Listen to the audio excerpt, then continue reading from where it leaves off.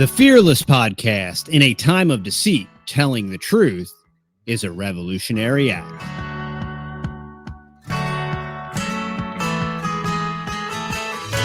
I gotta admit, like, the old intro was much more dynamic.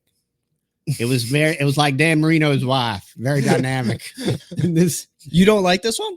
It's very elevator music-y. Wow. It's not dynamic, man. I know you trying to. I was trying to spruce it up for 2024, but I guess I'm going to have to go ahead and get I think it needs to be more dynamic. Man. All right, y'all. Welcome back to the Fearless Podcast. This is episode 32. You're blowing out the mic. All right. Well, too much since excitement. The intro wasn't dynamic enough, I thought I would inject dynamism. I don't want anybody falling asleep to that elevator music, that muzak. I'm sorry, Matt. Music snob, man. Music snob. But y'all, we are very excited to have on a special guest. And today we want to introduce y'all, if you are completely unaware, or maybe you're very aware, of Farmer Brad. Farmer Brad is a great friend of ours from the frozen north. And I would say you probably started kind of on YouTube when we did, somewhere around there. It was the 2015 was when I started. Yeah, I think when we started was either 2014. Well, we moved in 14, so we couldn't have started till like 15 or 16. No, 15? Yeah. Okay. Yeah, we definitely couldn't have started till 15 because we moved in 14. Oh, yeah, that's right. So, yeah, it must have been 15. Yeah. So we're all 15 or 16. We're all in that that YouTube homesteader class of the cool kid class back when there wasn't homesteaders on YouTube, when there was like 4 or 5 channels. And so wanted to have Brad on today. Brad's got a great story. And once again, I think it's a very inspiring, interesting story that's motivational. And there's a lot of it's interesting how we have different folks on from all over the place, and there's so much similarity and overlap, and even timelines are similar. What I was talking to Brad about before the show started was we relocated in 14, and that's when Brad, y'all moved from California. Yeah, we moved from Southern California to East Central Indiana in November of 2014, going into 2015. Yeah, so maybe that's how we could start out. Let's talk about why did you start doing this homesteading thing, and how did you end up in Indiana? So it all started at the time we were living in our in-laws' house that had been vacated, and I kid you not, in the backyard there was a chicken coop. I don't necessarily remember all of the origin stories of that chicken coop, but I was like, we're living here right now. Let me try to find some chickens. So I did a Google search and found that in El Monte, California, there's a pet store called West Pet and Feeds, and went there, got some baby chicks and started raising them, and then had a garden. And that's kind of where it started. But of course, with the heat of the summer and watering laws, the garden died. But we did bring 3 chickens with us to Indiana from California. Wow. How are the water laws in Indiana? Non-existent. That's good. That's awesome. So can I guess that one of the reasons you moved to Indiana is there's no water laws? Well, it just made financial sense, really, because at that time I was working remotely, and I could relocate back to Indiana where where we moved. I didn't grow up there, but my mom and stepdad lived there, and so we were going to be surrounded by some family. And if you can kind of cheat the system by getting the big city salary with the low cost of living, it's a pretty sweet setup. Yeah, that's great. Yeah, that's great. Yeah, and it allows you to have the cash flow to add the infrastructure to do all the things and have all the stuffs and all that stuff. That's good. Yeah. Yeah. If I would go back in time, I would tell myself how much work it really is involved taking care of 8 acres. Mm. And we later got a lawnmower that was only rated for 2 acres. So that doesn't work very well. Been there, And done that. that's how we ended up with sheep. It was just a math Ah, situation of our lawnmower just could not handle it. the problem is the solution. There you go. Yeah. So you're turning lawn into sheep quarters. Yeah. Mutton. But I started off raising. So we moved. My wife had never seen the house until she stepped foot in it. I don't recommend that. But she's an incredible wife that was very trusting and willing to go on this adventure.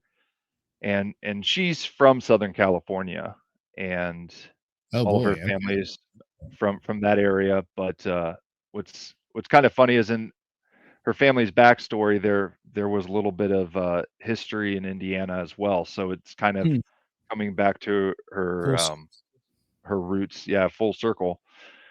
So we moved, and we have this barn, and we have 8 acres, and I'm like, okay, I want to put it to good use.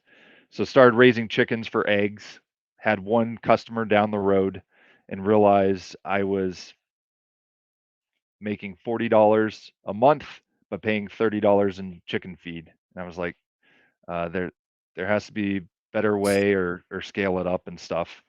So then by that time I was working a 9 to 5 job, and I was tired of watering the chickens. And so that's how I kind of came up with the automatic chicken water bucket to help offset feed costs. Oh, So cool. Okay. it's really a result of limited amount of time and resources and trying to make things work. Yeah, and for an extended period of time, we were using your water until we expanded to like the mega flock and the mega coop. Yeah, now we literally have 110 gallons of water for our chickens. So it's just we just have 255-gallon drums of water that sit in the coop with chicken nipples all the way around it. Yeah. And it'll last them for pretty much a week straight. Yeah, a week. Yeah. Yeah. Nice. So. Yeah, we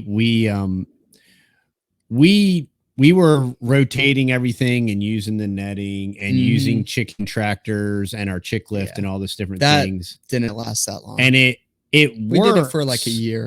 It works. It just didn't work on a scale where we could get enough eggs. Like if we wanted a really small flock, it would work. And also we had 5 acres of uncleared property. Right. We didn't have very brushy.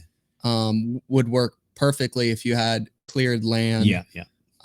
Or if you just had enough grit and determination to move premier netting that's can easily get tangled through brush. And I've seen people do it, and I've tried doing it for several years with goats, but finally just threw in the towel. Sold the goats, sold the premier. I gave away the premier fencing. I'm like, I never want to see that stuff again. We gave away the goats too. Yeah, I think we gave away the goats too. Yeah, we were like, we're done. We're getting cows. The whole coot. Yeah. The whole kit and caboodle. So okay, so you relocated from Cali to Indiana. You kind of came home of sorts. So it wasn't, Indiana wasn't foreign to you. You're originally from Indiana. You came back. And you started with chickens. You started with the gateway animal, the homesteading gateway animal, and then and then you developed this product. And so maybe drill down into that a little bit as far as your product line and different things. Yeah. So really, this chicken water is ideal for the backyard flock owner. But in 2018, when I redesigned it, it really became a watering system. And that's from the garden hose adapter that uses quick connects that can daisy chain multiple waters together. Yeah. So I've done it where I've connected 7 or 8 of them together off of one garden hose bib. Awesome. Very cool. So can you go ahead and explain your water for the people that are just listening to this? Yeah, so it's a 2-gallon bucket, and inside it has a float valve that Okay. will refill the water automatically. And that way, it really helps people if they have to go away for the weekend to know that their chickens are going to be happy and watered well. So there's just a simple float valve in there, and then 4 horizontal water nipples on the side that the chickens can peck at and get the water. And I went with the horizontal ones because they do have the ones on the bottom, but this requires less vertical space for you to be able to hang it from a rope or put it on a cinder block. And then for the wintertime, since I live in Indiana, I wanted to make this also work in the wintertime. I wanted to make sure that there was a big enough hole in the lid to be able to feed a heated element down through here. So you can put a heated element down in there and then manually refill it during the wintertime. So there's enough room for the cord to come out as well as using your watering can to put water in there. Then later on, ended up developing a 4-gallon one, which really just means it's for those that are in the colder climates that don't want to have to refill it as often, and it comes with 6 water nipples. And then a few years ago, sales were down in the wintertime, so we ended up adding a 2-gallon heated one. And so during the wintertime, you can manually refill it. And then during the summertime, you can hook it up to a garden hose and it refills automatically. Gotcha. Sweet. Very cool. And so Now, what kind of go ahead. what kind of background do you have? Because I think you're in web development. So, but do you have any you have like a hidden inventor inside you or something? I definitely have the entrepreneur bug per se, and I always say if I was to do schooling over again, I'd probably become like a mechanical engineer or something like that. I like how things work. It also took me a while to find the best stuff in the hardware store that I could put together. So I want to make sure that since I'm putting my name on the bucket, that I want it to be good quality. And it took a while to find that. Because when people end up calling the number on my website, they get me, and I need to be able to resolve any issues. So usually it's hey, can you give me a picture of the issue? We can resolve that. If not, I ship them a whole new bucket there. Cool. Because it's really important to put my name after the product and follow through and have happy customers. And if you go to my website, farmerbrad.com, you'll see, at least on the 2-gallon one, that there's a lot of positive reviews over the years. That's great. That's awesome. Yep. And so how long have you been selling the water, Brad?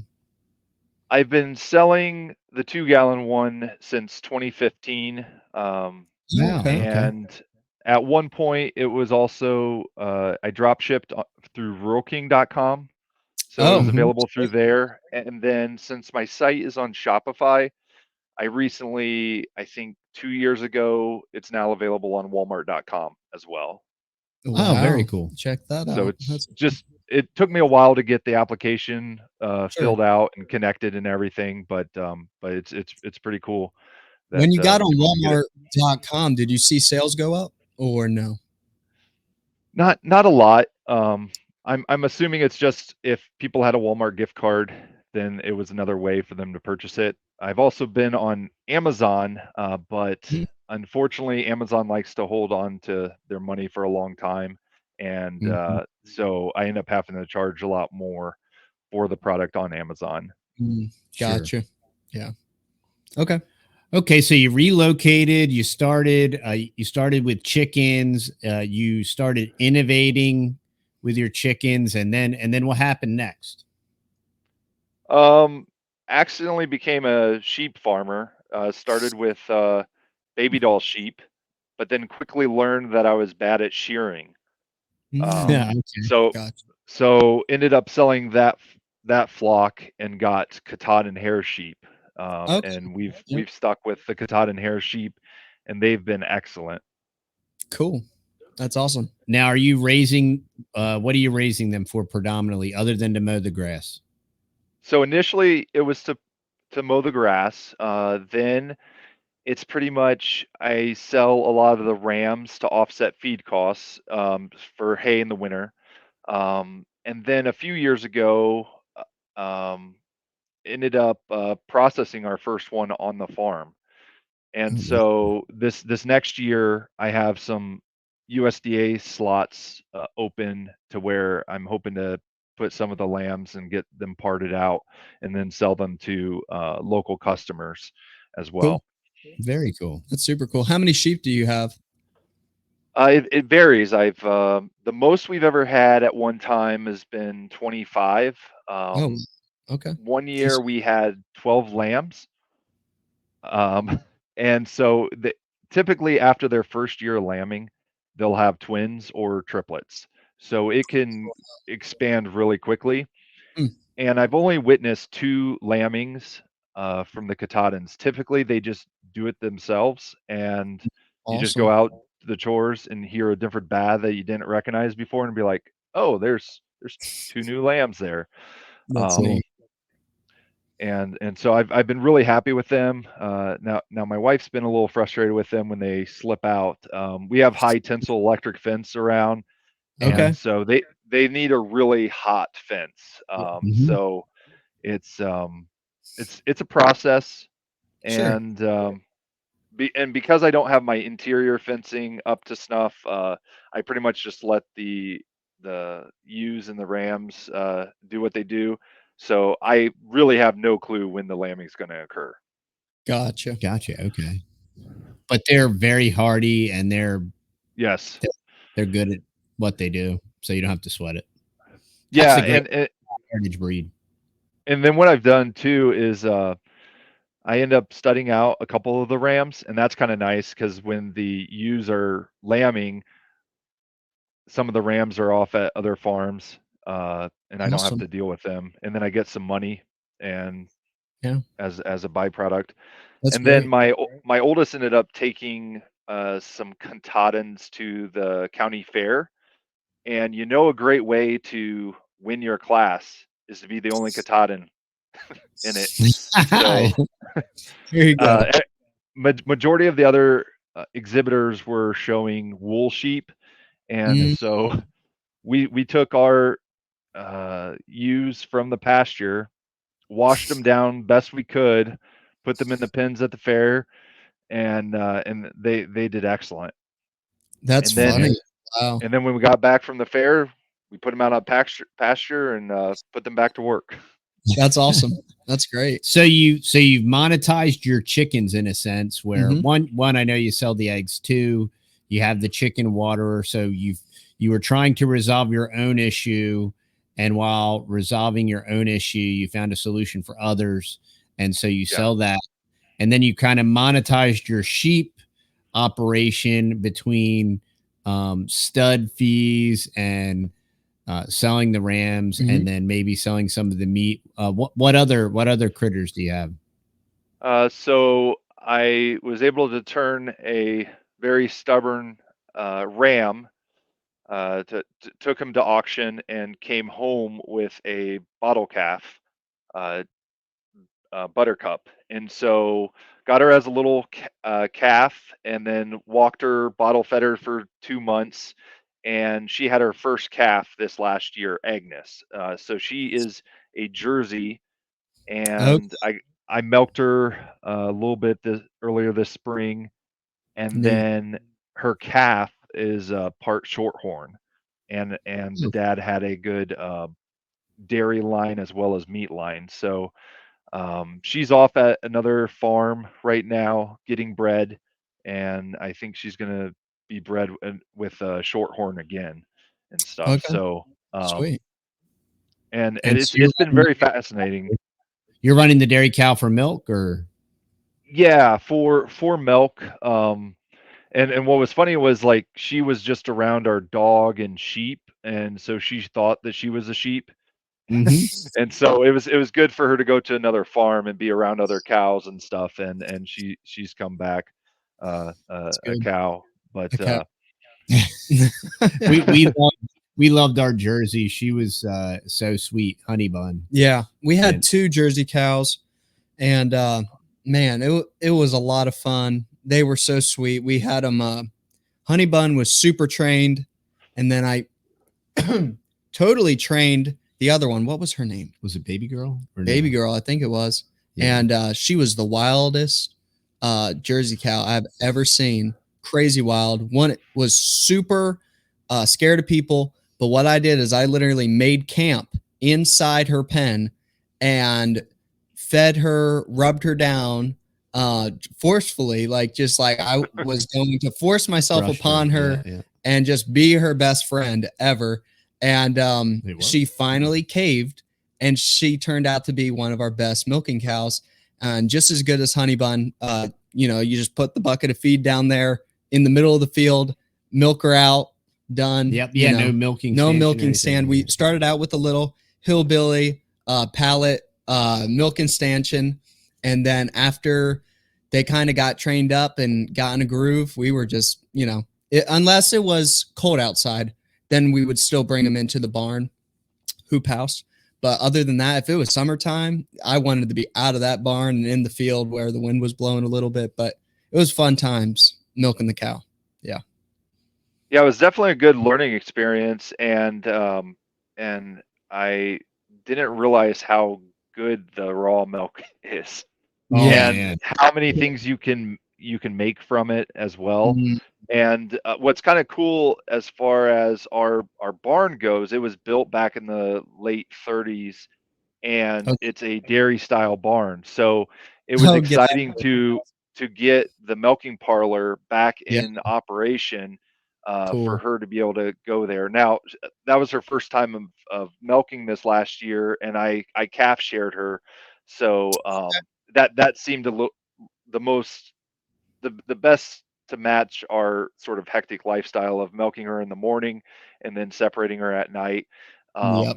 And that seemed to work pretty well. And so I'm hoping this next year when she has her calf that it will go a lot smoother. And I talked to Sean and Beth out of Ohio at one of the conferences, and Yeah. they gave me some recommendations on how I could tweak my cow stanchion and stuff Awesome. to be able to make it better. That's great. So you continue to add animals. So, originally you moved into this house, there was a chicken coop, right? And so you got chickens, but and you started a garden. What was your motivation behind all of that? Why not just go to the store? What's the point of doing all that? Why not just buy your food at the store? Well, I feel like that starting the garden was about the time that our first child was expecting, and I felt like there's a lot of resources out online, and there's a lot more today than there was then. But I just want to get my hands dirty, figure it out, learn, because you got the rest of your life to master it. So might as well start early.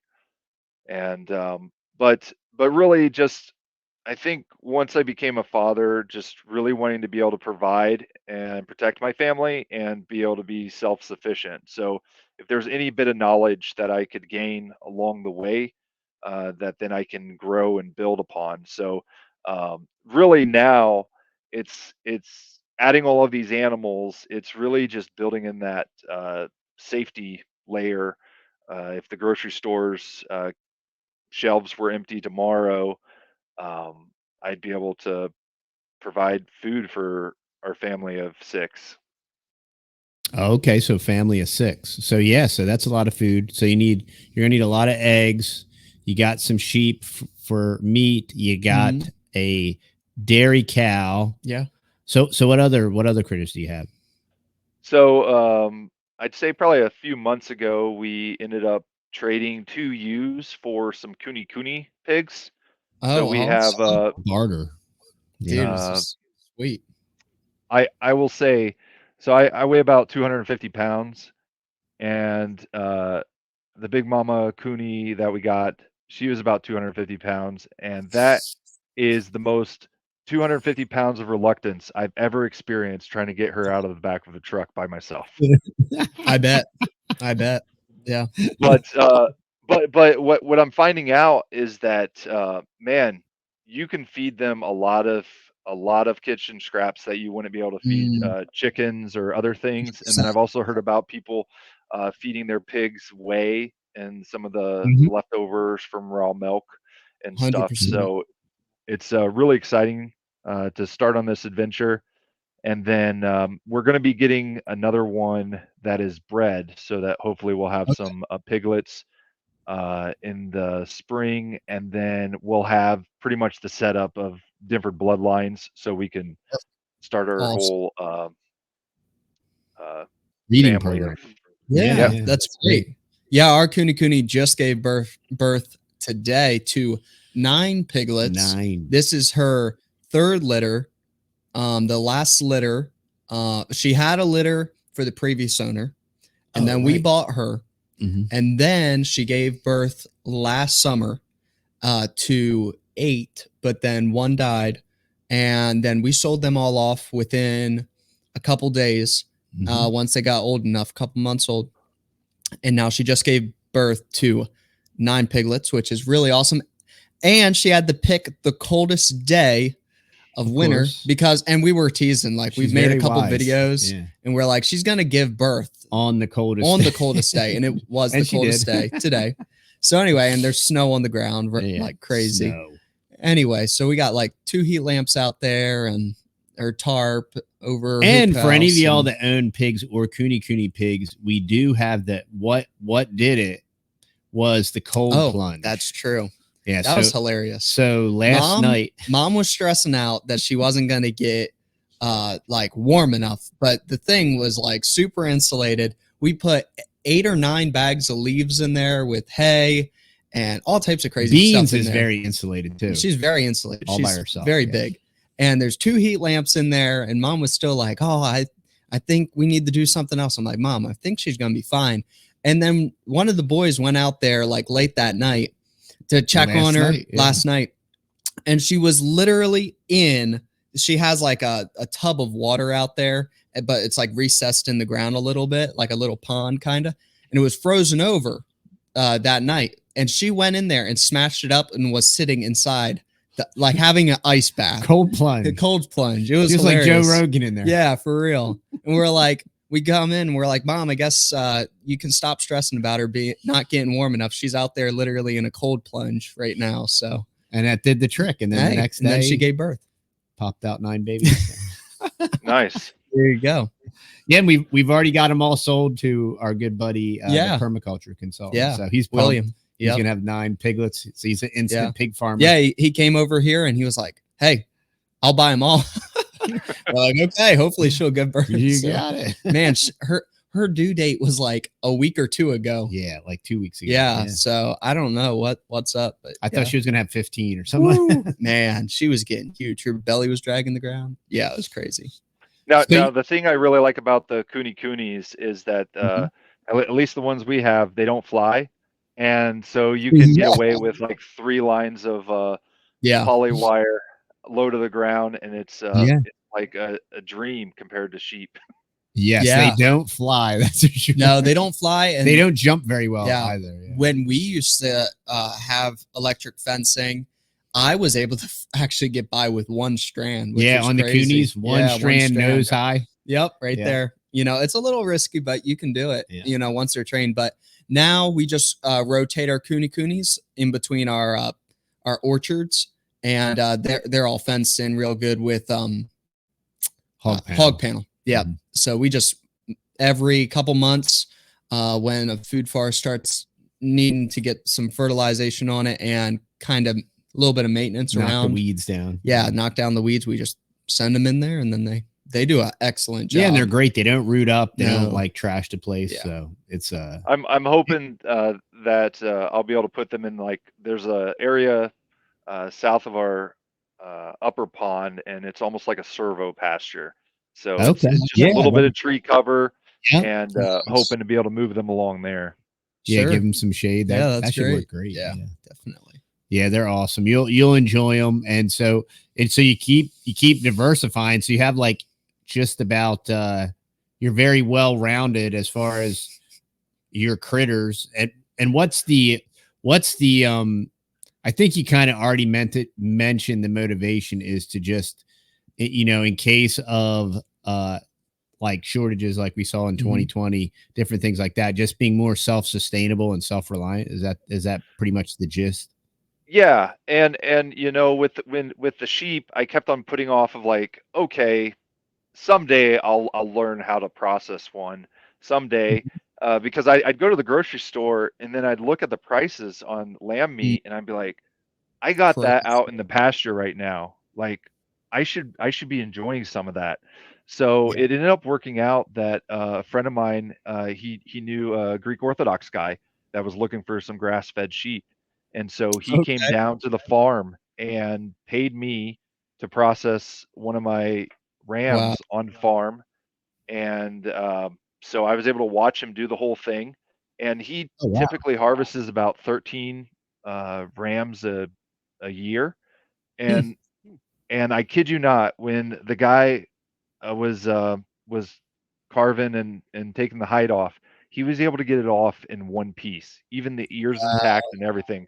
And Oh wow. so He to knew what he me, was doing. yeah, to me, I was like, this was a good example to see, and I Yeah. felt like that prepared me enough the next month to harvest one with a buddy of mine, Wow. and get it in the So, freezer. Now so the how, cuts probably weren't as pretty. I had printouts from books that I got from the library, and was like, okay, I think I cut this and that, but Uh-huh. it got it in the freezer. You cut on the dotted lines like in the photo, like Yeah. so how many pounds of lamb do you get from a male? Katahdin. Yeah, Katahdin. So hanging, um, before it's all gutted out, it was like 57 pounds, and then by the time it was all gutted, it was about 27 pounds, so about half. Okay. 50% conversion. Okay. Gotcha. Yeah. Gotcha. Yeah, it's decent. But I was amazed it's really lean. And what's nice too is it's an animal that's doable. Like a beef cow, that's a huge involved 3-day ordeal. process. Yeah. Yeah. Yeah. Big time. Yeah, we've butchered three cows, and it's super easy to raise cows, but then when it comes to butchering a cow, processing a cow, it is a 3-day ordeal. First, you got to shoot the thing, That's then why you they got call it processing. to hang up in the tree. Because it's a skin it process. all out. Oh man, Yeah. it is a process, but it's worth it. You get loads of meat. It's Loads worth of it. meat. The challenge in Texas is the temperature. So we don't have the luxury of cooler climates where if you wanted to dispatch a cow in the winter, you have the time, you can just hang it problem. and it'll stay cool and you can work on it. But You're we not, don't like, really have that sweating your guts convenience. out. Yeah. Like we literally butchered a cow in 100-degree weather, and you got flies flying all around you. It's you better work fast. Yeah, you got to work really quick. Yeah. But yeah, that is the beauty of sheep and smaller animals like that. It's a 1-day process. It's not a real strenuous process. You're not going to like fill 3 freezers with processing one animal, so you can age it kind of how you want it. You can hang it kind of how you want it. So there's a lot of flexibility there too. And it's a very high quality meat. And while it's lean, the intermuscular fat content is very high. So it's because when we were doing rich research on the carnivore diet and just meats in general, they said lamb was up there. Yeah, lamb's up there on the it's one of the best on the fat content. Yeah. So it's it makes it very healthy. Yeah. Because the intermuscular fat is really good. Gotcha. Yeah, and that guy, when he processed it, he just used a buck knife, and by seeing that example, it was very humane. and saved me a lot of effort and stuff. Because like I've dispatched animals before with like pistols and stuff, Mhm. and worried sometimes about ricochet and all this other stuff. Yeah. But Yes. Yep. buck knife worked great. So he just slid it. Yeah, Yeah. and Yeah. it was very calming and peaceful and humane. That's awesome. That's Yeah, it's cool. very cool. Yeah. Yeah. I've never seen an animal dispatched with a Bowie knife. That's pretty cool. Or Yeah, buck I've knife. seen them done. Yeah, but yeah. Now the real trick that he told me is to get the hide off.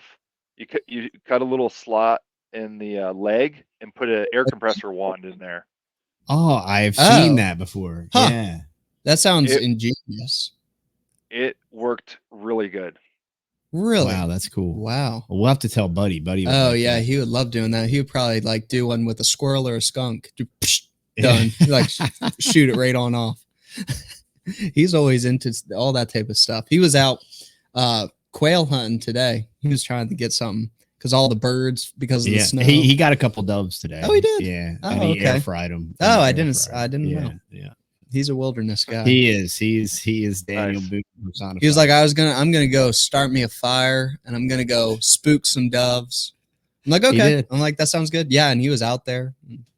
Bomb, boom, bang, and he comes back with 2 doves. I'm like, okay. So Right. okay, so now you got all these critters. You added coonies.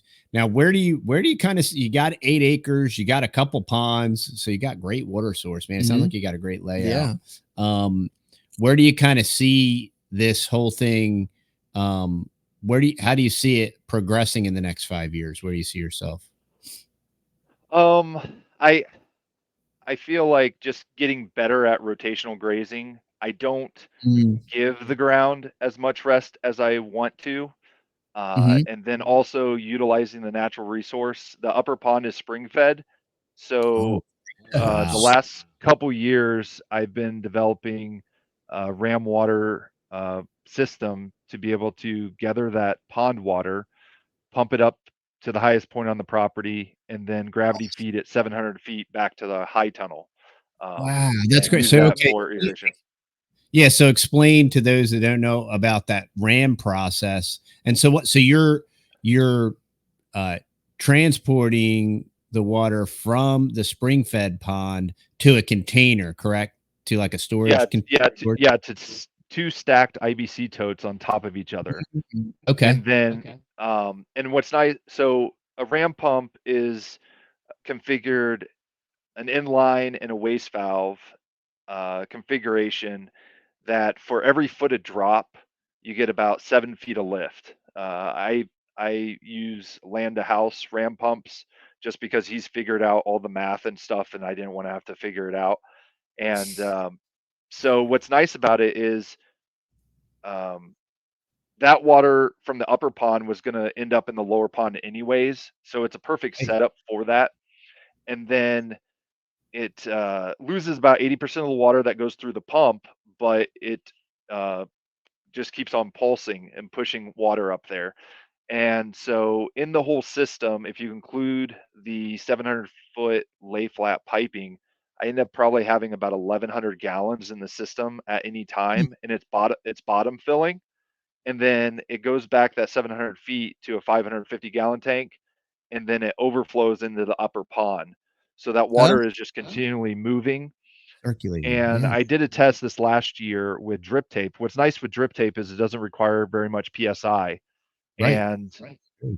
that 550 gallon tank kept on overfilling when I was running like 2 hours of drip tape with 8 lines in my high tunnel.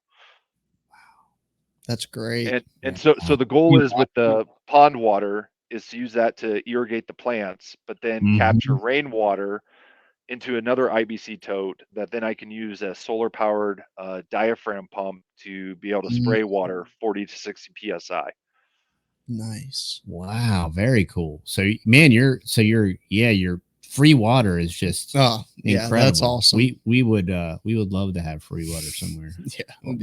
So really that whole system It's been probably 6 years in the making when I Sure. initially had the idea, and part of it too was so I got the Equip grant, which if you're not familiar with the Equip grant, you can go and get government funding to get a high tunnel built.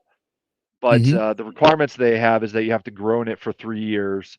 And I made the mistake of not having a permanent water source out there. So for the 3 years, I ran about 300 feet of garden hose out there in order to be able to grow in Mhm. there. Mhm. And so now I'm trying to utilize the resources on my property and have the benefit. It's pretty much like the benefits of aquaponics without having to manage the fish, because we got Sure. some bass in the upper pond, and then any point along the 700 feet I can tap off of that and water my sheep or chickens or different things like that as well. Wow. That now, do you have any of this ram pump, like the schematics or anything on your website?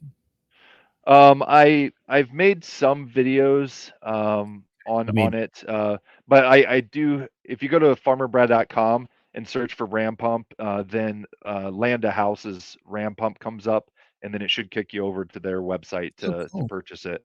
wow, very cool.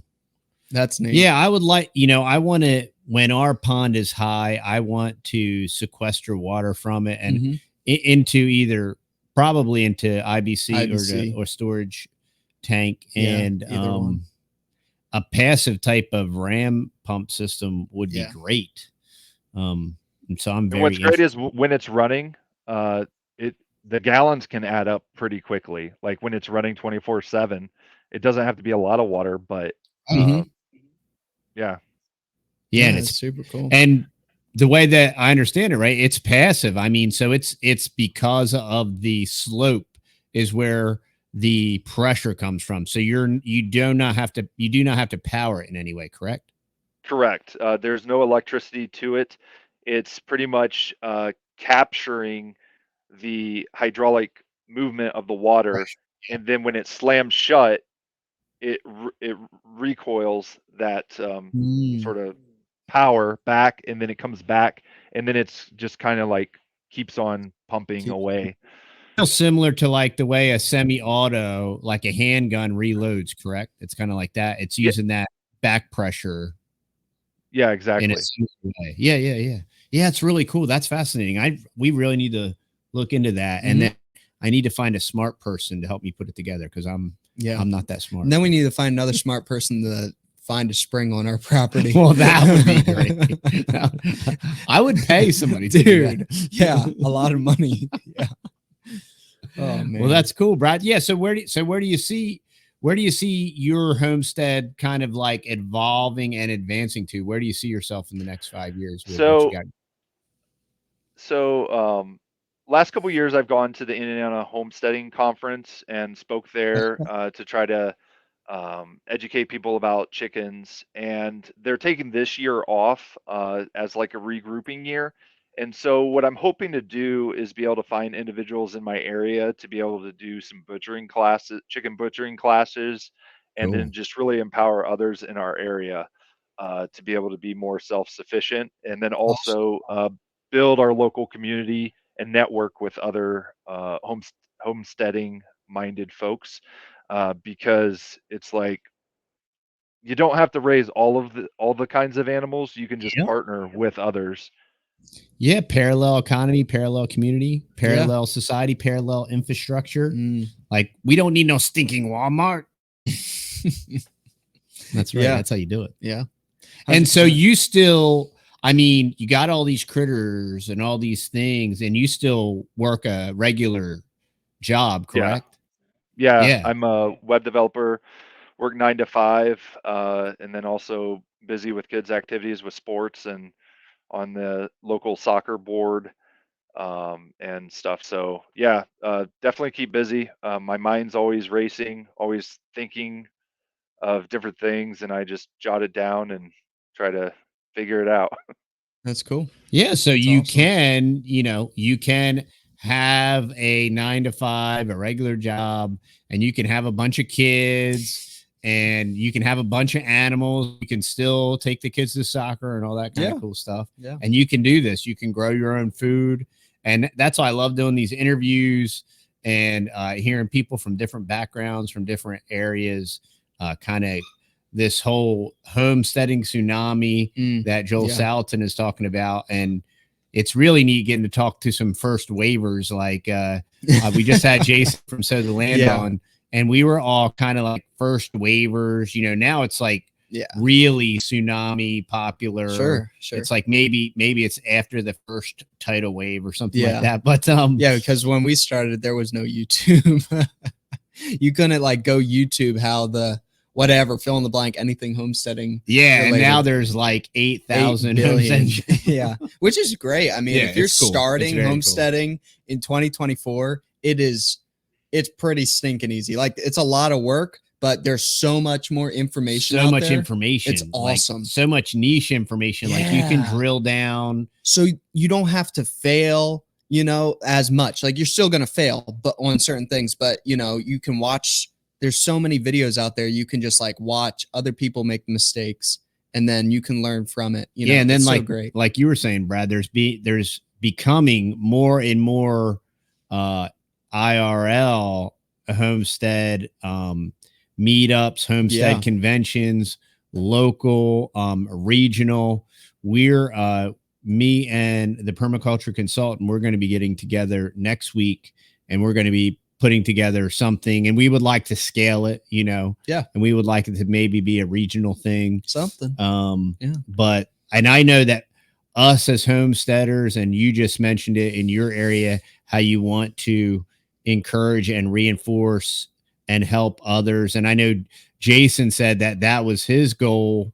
Moving forward, was doing in real life stuff, classes, face to face, shake a hand, hug a neck kind of thing. And I really think that this is where the movement is going. I'm not sure via social media how it's all going to pan out and play out, which is why we have the Fearless podcast. Oh, yeah.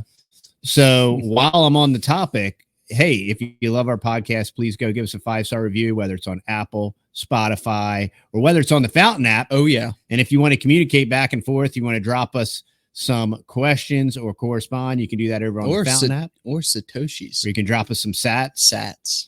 There you go.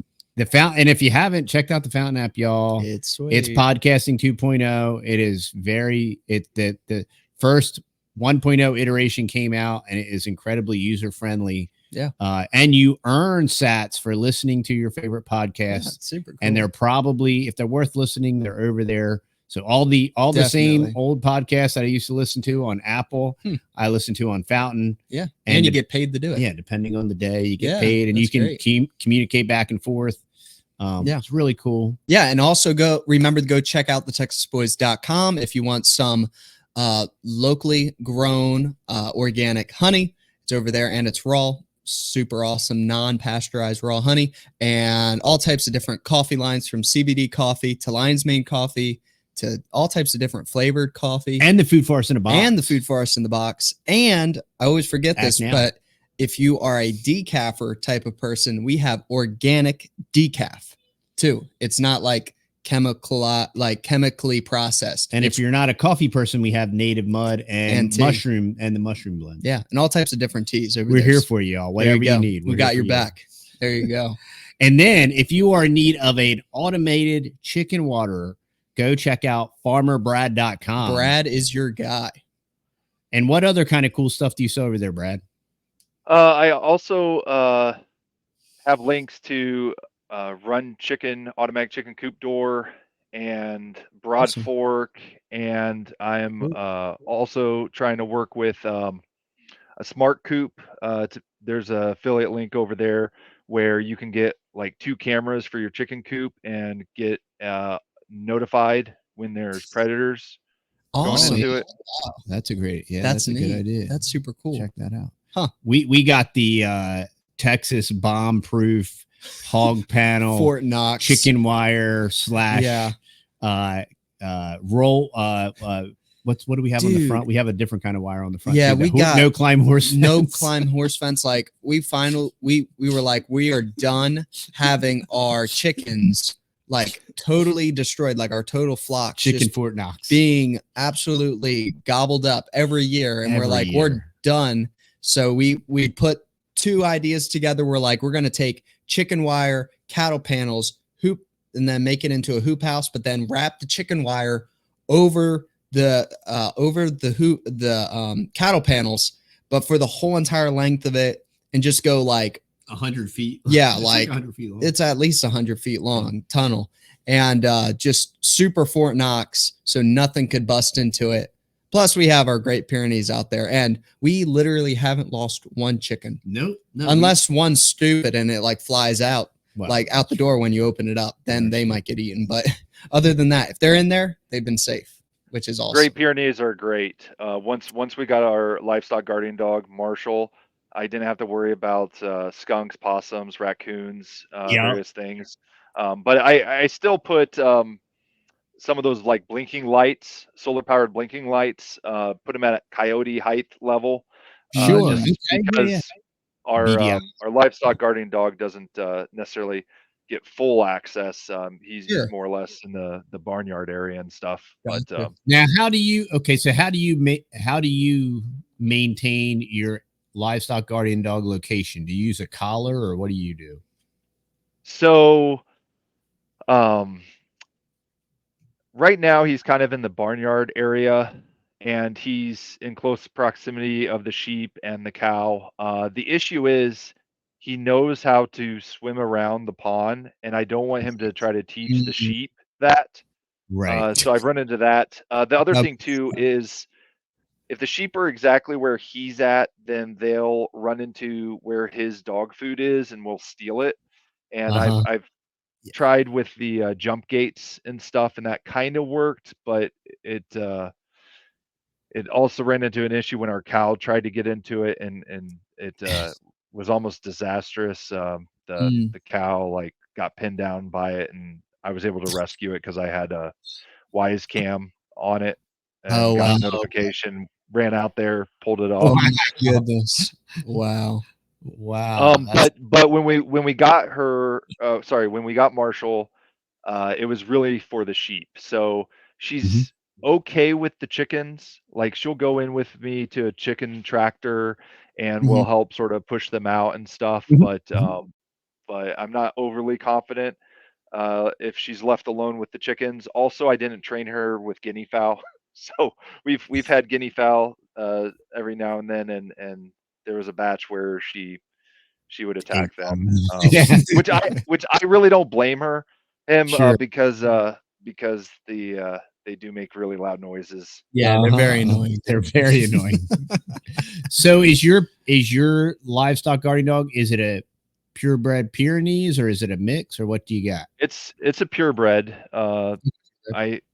I got him for I think like $350. So even though it's purebred, I don't think it's top of the line. But what I was really focused on was all of the variety of animals that it was raised with, and just wanted to keep that open for trying to match our farm and homestead. That's what we did. We raised them from puppies around the animals. So as long as you do that, as long as you raise them with the chickens, and then sometimes, you got to show some tough love. With the awesome thing is once you already have one trained up and then you get another puppy, teach the other one. It'll teach the other one, and then you don't have to discipline it as much, actually. Yeah. And then when the puppy gets in trouble and then the other one's like, hey, I didn't kill the chicken, and he like runs away. He's like, don't blame me for it. What's fascinating with our with Remington now is since we put up the tall privacy fence in the front that's on the street side, he has no inclination to go roam the street. He used to love, there's something in him, the herding unction in them. They just love to like chase cars. So then we still do have a shock collar on him. So it's dead. It's dead, and it died. The battery in it died. We could charge it up, but he hasn't escaped. Yeah, he's just which the whole property is fenced in.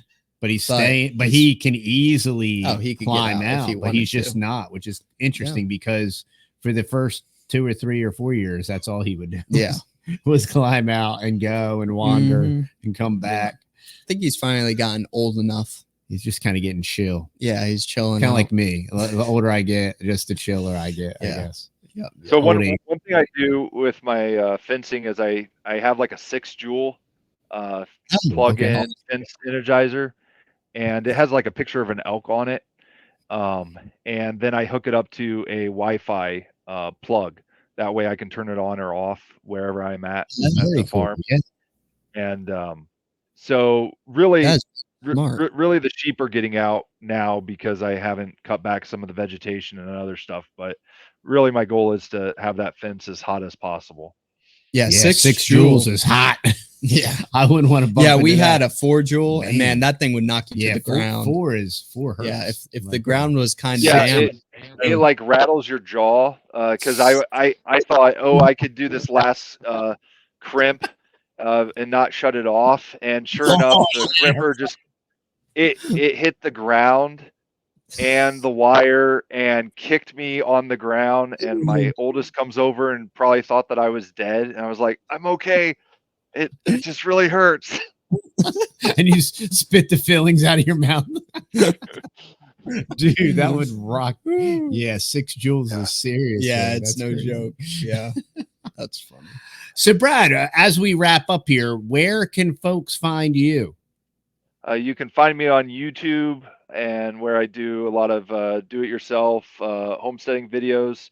I also try to find products that will help the small homesteader with various animals. Website farmerbrad.com, and you can go on there. We offer chicken rental packages, automatic chicken water buckets, various things there. So we also are. I mean, really, with chickens, it's not my goal to raise 4,000 chickens. All I really want to do is raise like 50 birds for 5 families. So that's where that education piece really comes into play of, it's not my goal to corner the market in our area, but really to educate and bring others alongside with the knowledge. That's great. That is great. Well, with that, y'all, I think we'll wrap it up. Anything in closing, Matt? That's it. Yeah. That's it. Yeah. Well, remember, y'all, stay fearless, my friends.